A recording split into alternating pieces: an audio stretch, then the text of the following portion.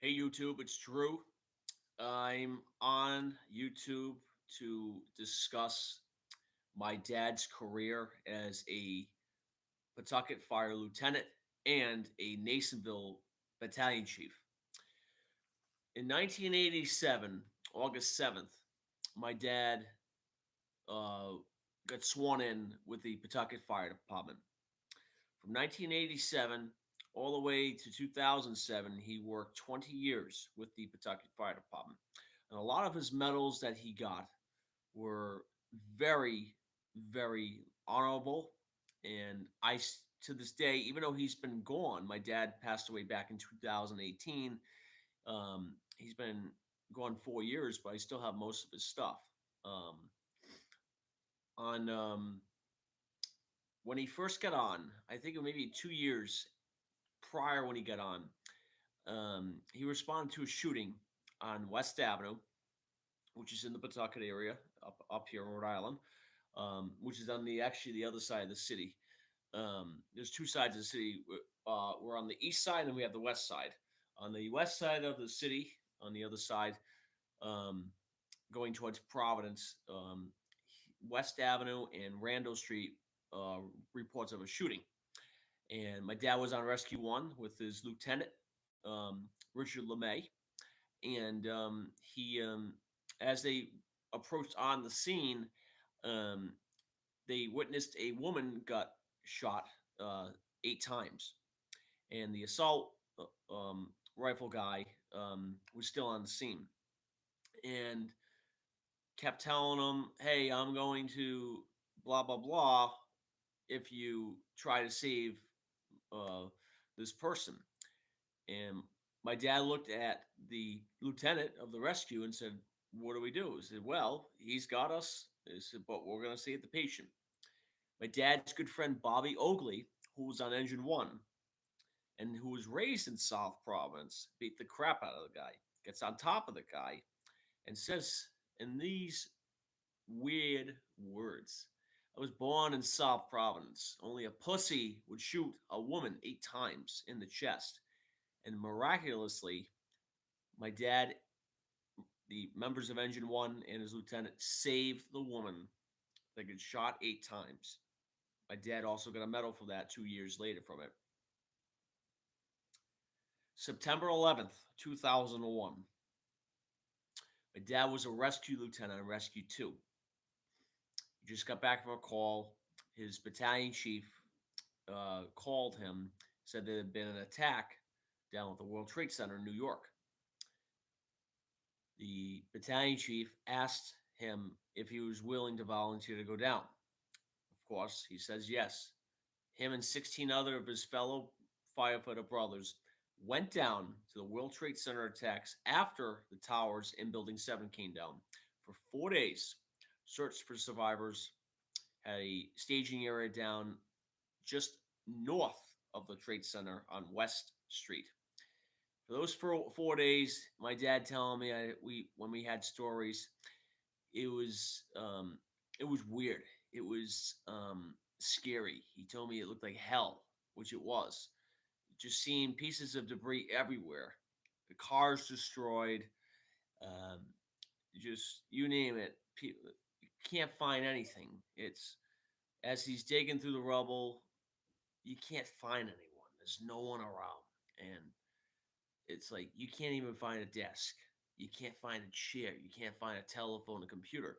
The biggest PC found of a telephone was about half of a keypad on a computer. And it was only about this big.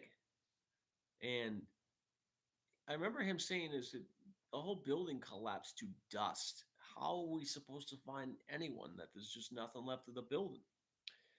For those 4 days, him and his crew and his guys searched countless hours with the FDNY Fire Department and all surrounding cities and towns in states that went from, say, if you're in Chicago, they went.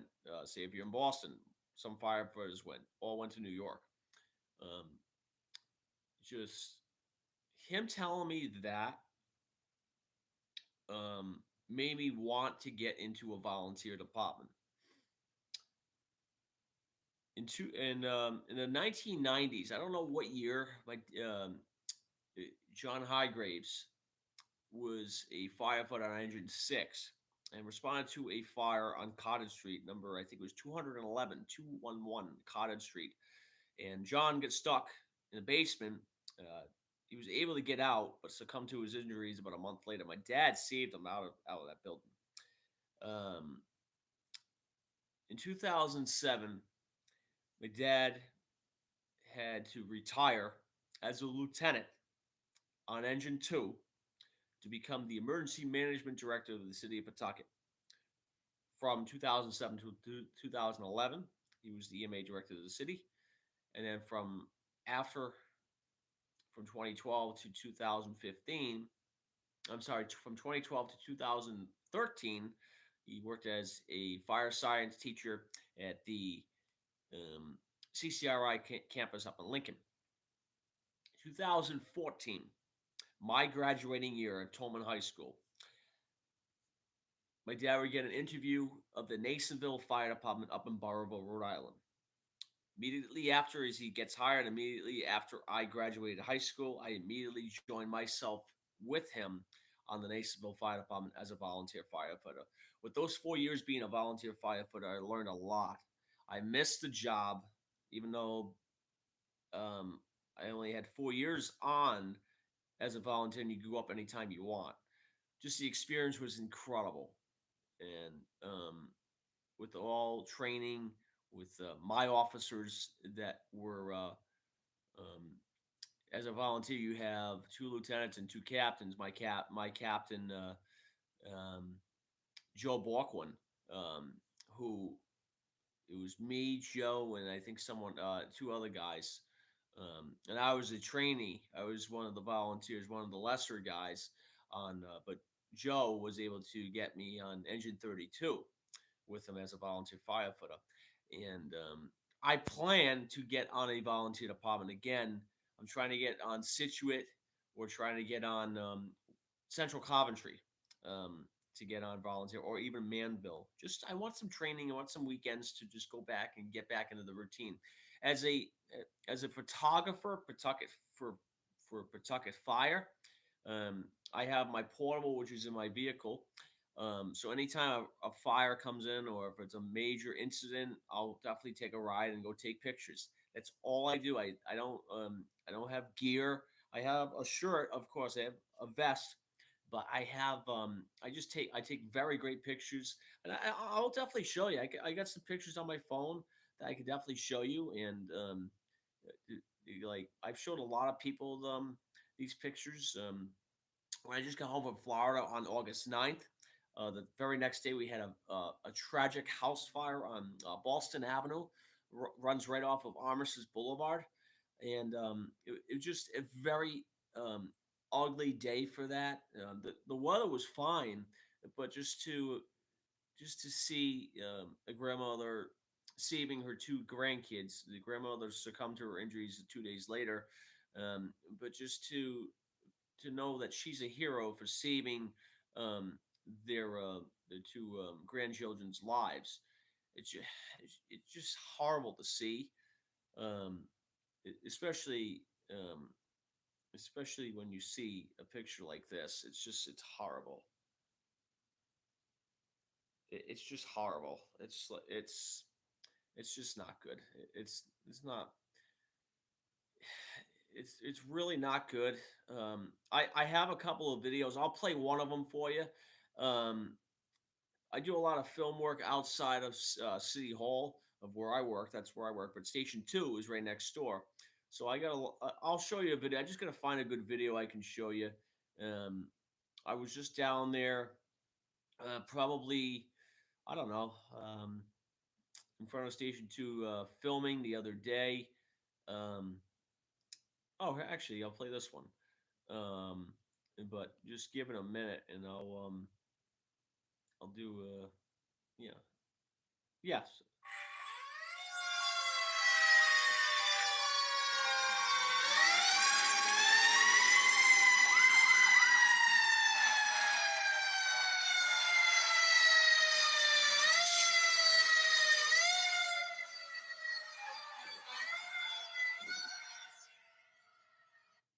but it's like I love filming. It's just a thing I love to do, and I just I enjoy it. And sometimes when there's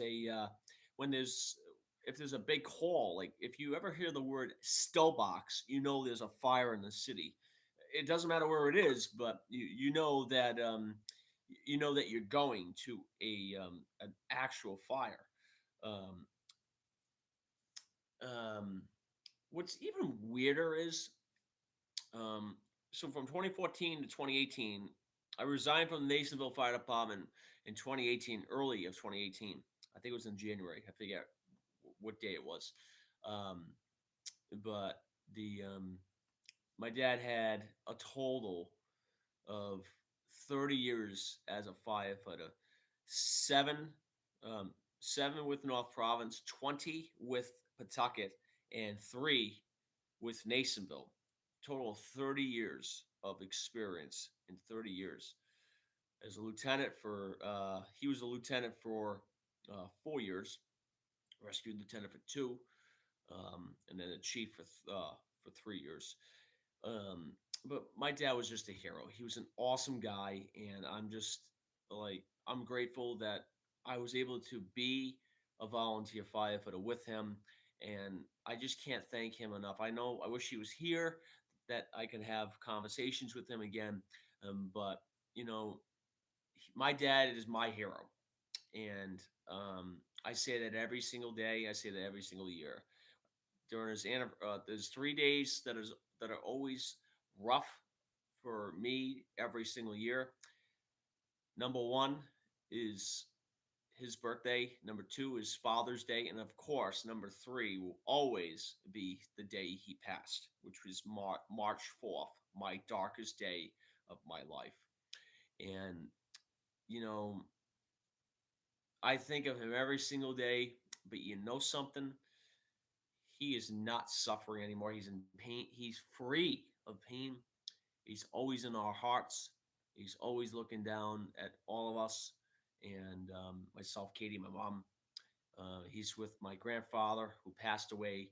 Today it marks 1 year from my grandfather, and on the 16th of this month will mark a couple of months after my grandmother passed away um, from a brief illness.